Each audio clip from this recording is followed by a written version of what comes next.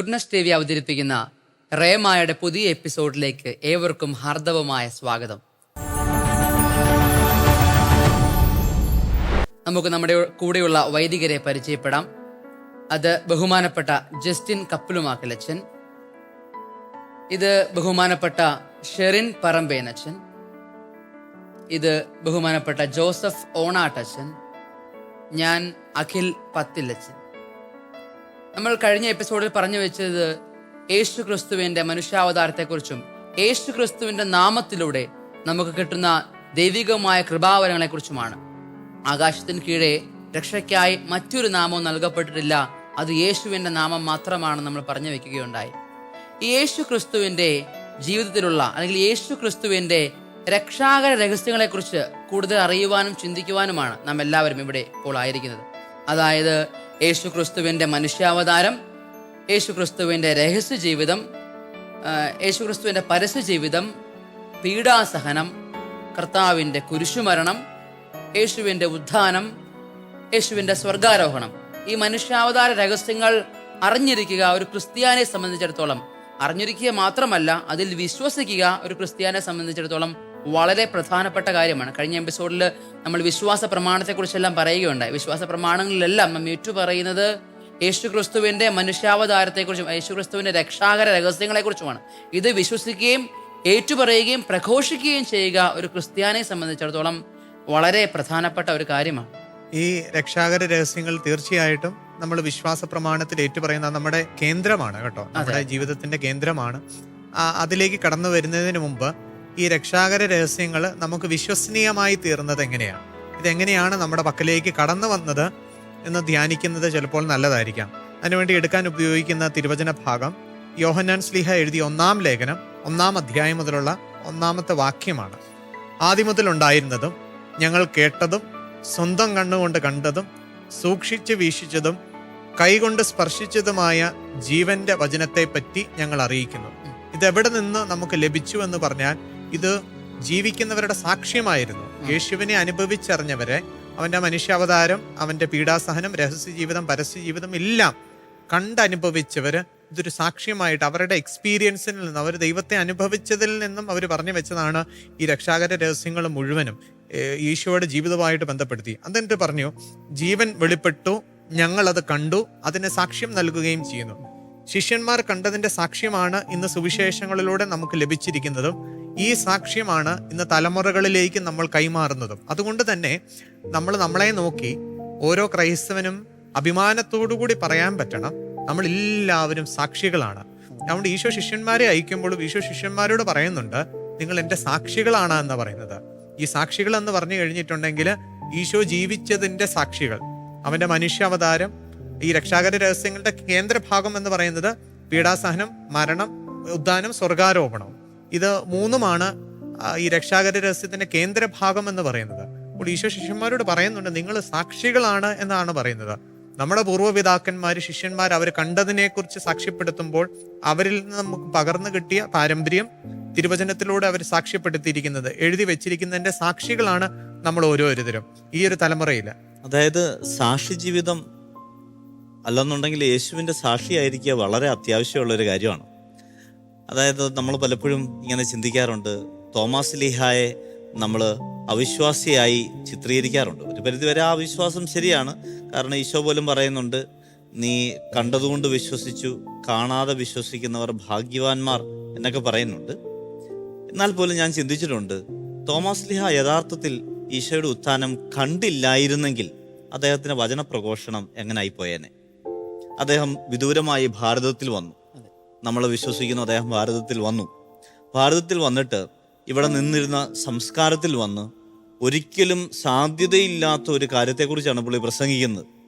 കാരണം 33 വയസ്സുള്ള ഒരു ചെറുപ്പക്കാരനെ കുറിച്ച് പുള്ളി പറയുകയാണ്, അവൻ കന്യകയിൽ നിന്ന് ജനിച്ചു, അവൻ 12 വയസ്സ് വരെ അവൻ മാതാപിതാക്കൾക്ക് അല്ലെന്നുണ്ടെങ്കിൽ 30 വയസ്സ് വരെ അവൻ രഹസ്യ ജീവിതം നയിച്ചു, പിന്നെ പരസ്യ ജീവിതം നയിച്ചു, പിന്നെ അത്ഭുതങ്ങൾ പ്രവർത്തിച്ചു, പിന്നെ അവൻ പീഡകൾ സഹിച്ചു, അവൻ മരിച്ചു, അവൻ ഉയർത്തു, സ്വർഗത്തിലേക്ക് ആരോഹണം ചെയ്തു. ഇതെല്ലാം പറയുമ്പോൾ ഈ സംസ്കാരത്തിൽ, ഭാരതീയ സംസ്കാരത്തിലുള്ള ആളുകൾ അവനോട് ചോദിക്കുന്ന ചോദ്യം, നീ കണ്ടോ എന്നാണോ ചോദിക്കുന്നത്. നീ കണ്ടോ? അവൻ പറയും, ഞാൻ കണ്ടില്ല, ഞാനിങ്ങനെ കേട്ടു, എൻ്റെ കൂടെയുള്ള ശിഷ്യന്മാരൊക്കെ കണ്ടു, അവർ പറഞ്ഞ ഞാൻ കേട്ടു എന്ന് പറഞ്ഞാൽ നമ്മുടെ പാരമ്പര്യത്തിലുള്ള ആരെങ്കിലും അവനിൽ വിശ്വസിക്കൂ? ഇല്ല. കണ്ടവൻ പറയുമ്പോൾ അതിന് ഭയങ്കര സാക്ഷ്യമാണ്. അത് ഈ നോർമലി സിവിൽ ലോ അനുസരിച്ച് നോക്കി നമ്മളിപ്പം ദൃക്സാക്ഷികൾക്ക് വളരെ പ്രാധാന്യമാണ് ഒരു കോടതി പോലും. കാരണം മറ്റുള്ളവർ കണ്ടു കേട്ടു ഇങ്ങനെ ആയിരിക്കാം എന്ന് പറയുന്നതിനേക്കാളും ഒരു ദൃക്സാക്ഷി ഞാനിത് കണ്ടു എന്ന് പറയുന്നത് അത് ഭയങ്കര ഒരു വിറ്റ്നസ് ആയിട്ടാണ് കോടതിയെ പോലും എടുക്കുന്നത്. അതുപോലെ തന്നെയാണ് ഇതും. വിശ്വാസത്തിന്റെ കാര്യത്തിൽ ഏറ്റവും പ്രധാനപ്പെട്ട ഒരു കാര്യം ദൈവത്തെ അനുഭവിച്ചറിയുക എന്നുള്ളത് തന്നെയാണ്. അതാണ് കൈകൊണ്ട് സ്പർശിച്ചു, കണ്ണുകൊണ്ട് കണ്ടു, സൂക്ഷിച്ചു വീക്ഷിച്ചു, പിന്നെ അവന്റെ ആദരത്തിൽ നിന്നുള്ളത് കേട്ടു. ഇത് തോമസ് ലീഹ അതുകൊണ്ട് ഇവർ പറയുവാണ്, നീ അവനെ കണ്ടോ? ഞാൻ കണ്ടു. കണ്ടത് മാത്രമല്ല, അവന്റെ പാർശ്വത്തിൽ കൈവെക്കുവാൻ വേണ്ടിയിട്ട് പോലും സ്വാതന്ത്ര്യം അവൻ തന്നു. ഉത്തിതനായ യേശുവിന്റെ ശരീരത്തിൽ സ്പർശിച്ചു എന്നൊക്കെ പറയാൻ വേണ്ടി സാധിക്കുന്നത് അവൻ കണ്ടതുകൊണ്ടാണ്. നമ്മൾ അപ്പസ്തോലന്മാരിലെ യൂദാസ് നഷ്ടപ്പെട്ടു പോയി. അതിന് പകരം ഒരാളെ തെരഞ്ഞെടുക്കാൻ വേണ്ടിയിട്ട് പൗലോസ് ലീഹ അതിന് ക്രൈറ്റീരിയ പറയുന്നത് ഇപ്രകാരമാണ്: യോഹന്നാന്റെ സ്നാനം മുതൽ നമ്മിൽ നിന്ന് ഉന്നതങ്ങളിലേക്ക് സമൂഹിക്കപ്പെട്ട നാൾ വരെ യേശു നമ്മോടൊപ്പം സഞ്ചരിച്ചിരുന്ന കാലം മുഴുവനും നമ്മോട് കൂടെ ഉണ്ടായിരുന്നവരിൽ ഒരുവനായിരിക്കണം അവൻ. കണ്ടവനാണ് ശിഷ്യനാകേണ്ടത്, അനുഭവിച്ചറിഞ്ഞവനാണ് ശിഷ്യനാകേണ്ടത്. ചിലപ്പോഴൊക്കെ ഇങ്ങനെ ഈ പട്ടികൾ കുരയ്ക്കുന്നത് നമുക്ക് നോക്കാം. ഒരു പട്ടി കുരച്ചു തുടങ്ങുമ്പോൾ ചുറ്റുപാടുള്ള എല്ലാ പട്ടികളും കുരയ്ക്കും. അപ്പം എന്തെങ്കിലും കണ്ടിട്ടായിരിക്കും ഒരു പട്ടി കുരച്ചു തുടങ്ങുന്നത്. പക്ഷെ ബാക്കിയുള്ള പട്ടികൾ കുരയ്ക്കുന്നത് സ്വരം കേട്ടിട്ടായിരിക്കും. കുറച്ചു നേരം കഴിയുമ്പോൾ ക്ഷീണിക്കുന്ന മറ്റു പട്ടികളെല്ലാം കുര നിർത്തും. എന്നാൽ ഈ കണ്ടവൻ ഈ കണ്ടതിനെ കീഴടക്കുന്നത് വരെ കുരച്ചുകൊണ്ടിരിക്കും. ഇതുപോലെ തന്നെ യേശുവിനെ അനുഭവിക്കുകയും അവന്റെ സാക്ഷ്യം കണ്ണുകൾ കൊണ്ട് സ്വീകരിക്കുകയും ചെയ്തവനാണെങ്കിൽ അവൻ ഒരിക്കലും പിന്മാറുകയില്ല. നമുക്ക് നോക്കാം, ഈ രക്തസാക്ഷികളായിട്ടുള്ളവരൊക്കെ എന്താണ്, അവരുടെ ഉള്ളിൻ്റെ ഉള്ളിൽ യേശു ഇങ്ങനെ ശക്തമായി ജീവിക്കുകയാണ്.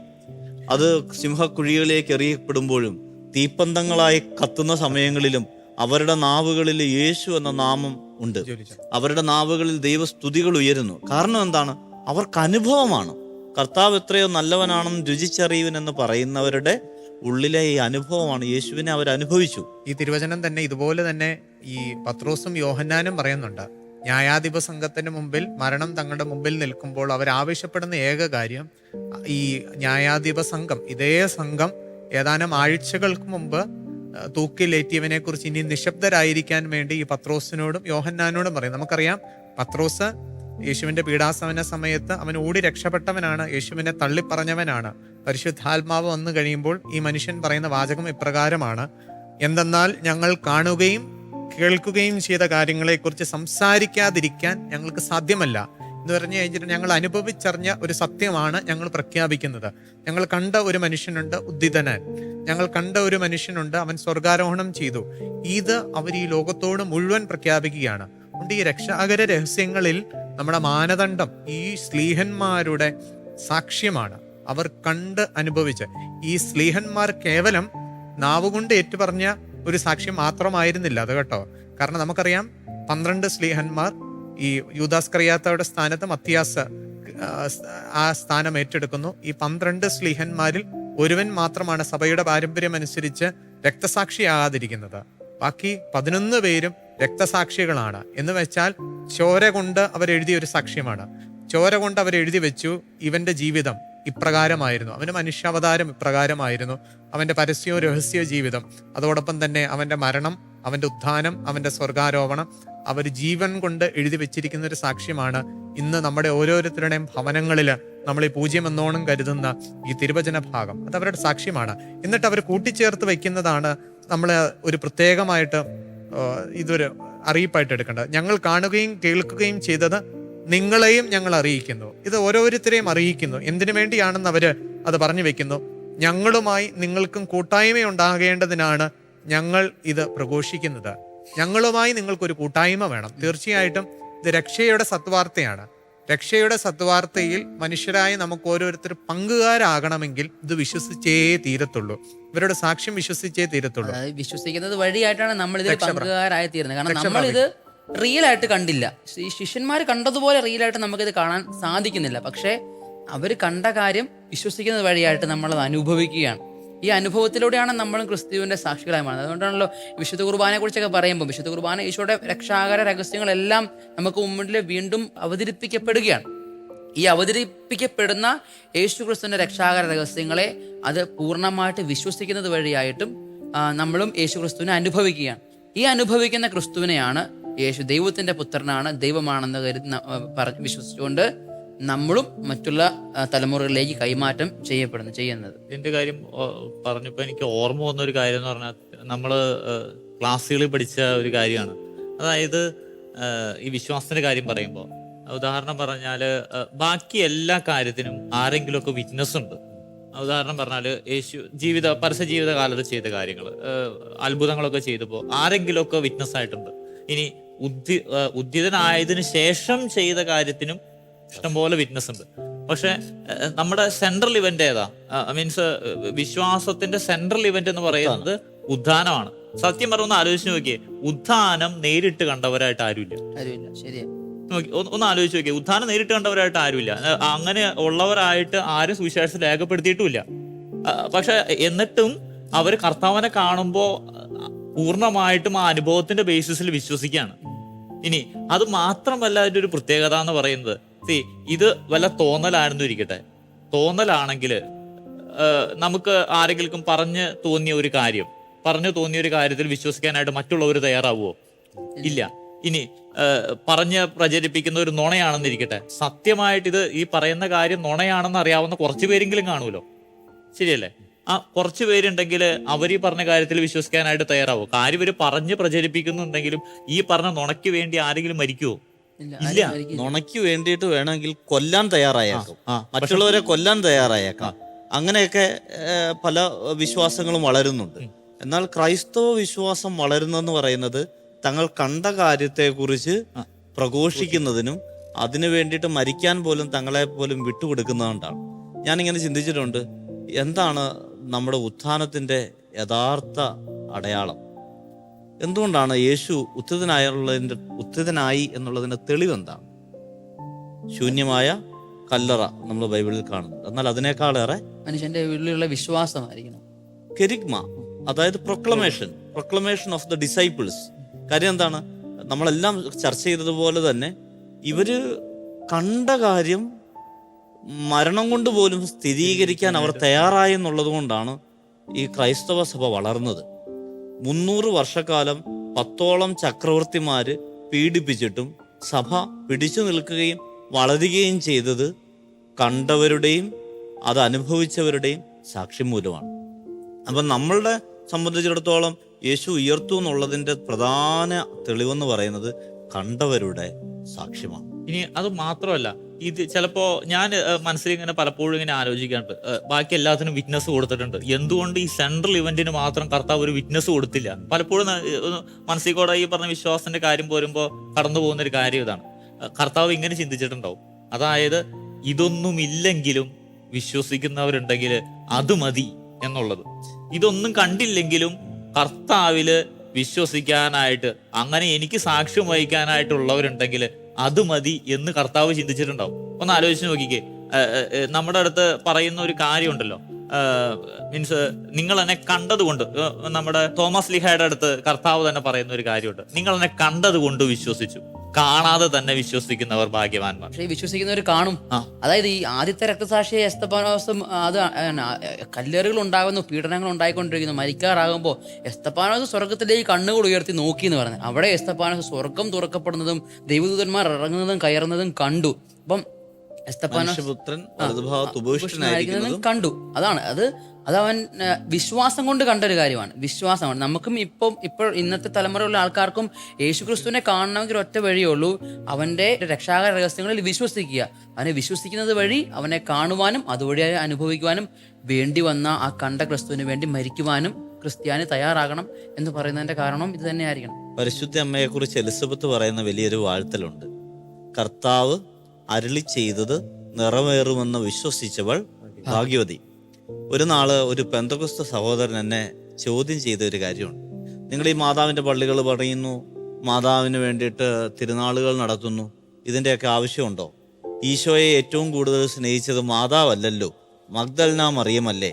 ഞാൻ ചോദിച്ചു, അതെന്താ തെളിവ്? മഗ്ദലന മറിയമാണ് ഈശോ മരിച്ചതിന് ശേഷം കല്ലറയെങ്കിൽ വന്ന് അവിടെ കാത്തു നിൽക്കുകയും കരയുകയും ചെയ്തത്. അപ്പം പരിശുദ്ധ അമ്മയുടെ അസാന്നിധ്യം നമ്മുടെ കല്ലറയിൽ നമുക്ക് കാണാൻ സാധിക്കും. അതിന് അദ്ദേഹം നൽകിയ വ്യാഖ്യാനം യേശുവിനെ സ്നേഹിക്കാത്തത് കൊണ്ടാണ് എന്നുള്ളതാണ്. പക്ഷെ അത് മറിച്ചാണ് ഞാൻ ചിന്തിച്ചത്. ഞാൻ കുറച്ചേറെ ചിന്തിച്ചു കഴിഞ്ഞപ്പോൾ എനിക്ക് മനസ്സിലായത് എന്തുകൊണ്ട് പരിശുദ്ധ അമ്മ അവിടെ പ്രത്യക്ഷയായില്ല. കാരണം ഇതാണ്, കർത്താവ് അരുളി ചെയ്ത കാര്യങ്ങൾ നിറവേറുമെന്ന് വിശ്വസിച്ചവൾ ഭാഗ്യവതി. അമ്മയ്ക്കറിയാമായിരുന്നു ഈ സമയത്ത് 3-ാം നാൾ ഞാൻ കല്ലറയെങ്കിൽ ചെന്നു കഴിഞ്ഞാൽ അവിടെ എൻ്റെ പുത്രനെ കാണാൻ പറ്റത്തില്ല, അവൻ സത്യമായി ഉയർത്തെഴുന്നേറ്റു. ഈ സത്യം പരിശുദ്ധ അമ്മയ്ക്ക് അറിയാവുന്നത് കൊണ്ട് പരിശുദ്ധ അമ്മ അങ്ങോട്ട് പോയില്ല. ബാക്കി ശിഷ്യന്മാർ ഓടിപ്പോയി, മഗ്ദലന മറിയം പോയി, മറ്റേ സ്ത്രീകളും എല്ലാം അവിടേക്ക് പോയി. എന്നാൽ 3-ാം ദിവസം പരിശുദ്ധ അമ്മയുടെ അസാന്നിധ്യം നമ്മളെ തെളിയിക്കുന്നത് വിശ്വസിച്ചവൾ ഭാഗ്യവതി എന്നുള്ളതാണ്. അതാണ് പരിശുദ്ധ അമ്മയെ വാഴ്ത്തുന്നത്. ഏറ്റവും കൂടുതൽ ഇന്ന് നമ്മൾ വാഴ്ത്തുന്നത്, അവൾ വിശ്വസിച്ചു, ദൈവം പറയുന്നതെല്ലാം നിറവേറുമെന്ന് വിശ്വസിച്ചു. അപ്പം യേശുവിൻ്റെ ഉത്ഥാനം നമ്മൾ ഇന്ന് ഈ സുവിശേഷങ്ങളിൽ എഴുതിയിരിക്കുന്നത് കൊണ്ട് പൂർണ്ണമായി വിശ്വസിക്കുകയും പ്രഖ്യാപിക്കുകയും ചെയ്താലാണ് നമ്മൾ രക്ഷ പ്രാപിക്കുന്നത്. അച്ഛൻ പറഞ്ഞത് ശരിയാ അച്ഛാ. അതായത് പരിശുദ്ധ അമ്മ വിശ്വസിച്ചു എന്നുള്ളത് ശരിയാണ്. പരിശുദ്ധ അമ്മ കണ്ടിട്ടില്ല, പക്ഷെ എന്നിട്ട് പരിശുദ്ധ അമ്മ വിശ്വസിച്ചു. നോക്കിക്കേ, നമ്മൾ പറയാറുണ്ട്, നമ്മൾ പറഞ്ഞൊരു കാര്യമാണ്, അതായത് ശിഷ്യന്മാര് കണ്ടു, അവർ തൊട്ടറിഞ്ഞു, അവർ സൂക്ഷിച്ചു വീക്ഷിച്ചു, അവർ വിശ്വസിച്ചു. ശരിയാണ്, അവർ ഹിസ്റ്റോറിക്കൽ ജീസസിനെ അറിഞ്ഞു, കണ്ടു, വിശ്വസിച്ചു. അങ്ങനെ ഒരു വിശ്വാസമുണ്ട്. പക്ഷെ ഒന്ന് ആലോചിച്ച് നോക്കിക്കേ, ഇനി അവരത് കഴിഞ്ഞിട്ട് ഉദ്ധിതനായ യേശുവിനെ കണ്ടു, വിശ്വസിച്ചു. ശരിയാണ്. പക്ഷെ പരിശുദ്ധ അമ്മയുടെ വിശ്വാസം എന്ന് പറയുന്നത്, ഓക്കെ, കണ്ടു തൊട്ടറിഞ്ഞു എന്നുള്ളതൊക്കെ ശരി തന്നെയാ. പക്ഷെ ഈ പറഞ്ഞ പോലെ ഉദ്ധിതനായ യേശുവിനെ ഇവരെല്ലാവരും കാണാൻ പോകുമ്പോൾ, അല്ലെങ്കിൽ ഉദ്ധിതനായ യേശുവിനെ ഇവരെല്ലാവരും അന്വേഷിച്ച് പോകുമ്പോൾ പരിശുദ്ധ അമ്മ പോകുന്നില്ല എന്ന് അച്ഛൻ പറഞ്ഞു. അപ്പോൾ ഈ ഒരു കാര്യത്തില്, അതായത് കർത്താവിന്റെ ഉത്ഥാനത്തിൽ വിശ്വസിക്കുന്ന കാര്യത്തിൽ നമ്മൾ സെയിം പ്ലെയിനിലാണ്. നോക്കിക്കേ, നമ്മളും കണ്ടിട്ടില്ല, ശിഷ്യന്മാരും കണ്ടിട്ടില്ല. ഉത്ഥാനം എന്ന ആ ഒരു ഇൻസിഡന്റ് അവരെ ശിഷ്യന്മാരും കണ്ടിട്ടില്ല, നമ്മളും കണ്ടിട്ടില്ല. പക്ഷെ എന്നിട്ടും ആ ഒരു കോണ്ടെക്സ്റ്റിൽ പോലും പരിശുദ്ധ അമ്മ വിശ്വസിച്ചു എന്നുള്ളതാണ്. അപ്പോൾ നമ്മോട് ഇന്നത്തെ കാലഘട്ടത്തിൽ കർത്താവ് ആവശ്യപ്പെടുന്ന ഒരു കാര്യവും ഇത് തന്നെയാണ്, പരിശുദ്ധ അമ്മയിലേക്കുള്ള വിശ്വാസം. മനസ്സിലായോ? ആ ഒരു വിശ്വാസത്തിലേക്ക് വളരാനായിട്ടാണ് കർത്താവായ ഈശോ മിശിഹായെ ദൈവം ഈശോയും ദൈവവും ഒരുപോലെ നമ്മോട് ആവശ്യപ്പെടുന്നത്. അതായത് മീൻസ് കണ്ടതുകൊണ്ട്, അല്ലെങ്കിൽ എവിഡൻസ് കിട്ടിയതുകൊണ്ട്, തെളിവുള്ളതുകൊണ്ട് അങ്ങനെ മാത്രം വിശ്വസിക്കാനല്ല, അത് കർത്താവിലോട്ട് വിശ്വസിക്കുക, ഹൃദയം അറിഞ്ഞ് അങ്ങോട്ട് വിശ്വസിക്കുക. അതാണ് കർത്താവ് നമ്മോട് ആവശ്യപ്പെടുക. അപ്പൊ ഗാനം പാടാം, യേശുവിന്റെ വിശ്വാസം നമുക്ക് പ്രഘോഷിക്കാം. അത്യുന്നതങ്ങളിൽ ആകാശവീഥിയിൽ സ്വർഗീയ ഗീതം മുഴങ്ങി, അഗ്നി ചിറകുള്ള മാലാഖമാർ നിൽക്കെ യേശുദേവൻ ഉയർത്തു. വിശ്വസിക്കുന്നു ഞങ്ങൾ, അങ്ങിൽ ആശ്വസിക്കുന്നു ഞങ്ങൾ. വിശ്വസിക്കുന്നു ഞങ്ങൾ, നിന്നിൽ ആശ്വസിക്കുന്നു ഞങ്ങൾ.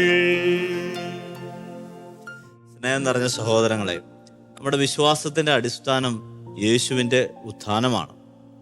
ഈ ചരിത്രത്തിൽ പലരെയും ഉയർപ്പിച്ചതായിട്ടൊക്കെ നമ്മൾ കാണുന്നുണ്ട്. പക്ഷെ അവർ വീണ്ടും മരിച്ചു. എന്നാൽ യേശു ഉയർത്തെഴുന്നേറ്റു, അവൻ ഇന്നും ജീവിക്കുന്നു.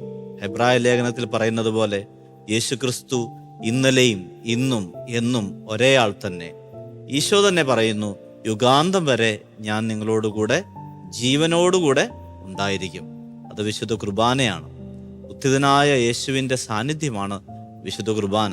വിശുദ്ധ കുർബാനയെ നമുക്ക് സ്നേഹിക്കാം, നമുക്ക് വിശുദ്ധ കുർബാനയിലുള്ള ഈശോയെ ആരാധിക്കാം. ദൈവം നിങ്ങളെ എല്ലാവരെയും സമൃദ്ധമായിട്ട് അനുഗ്രഹിക്കട്ടെ. ആമേൻ.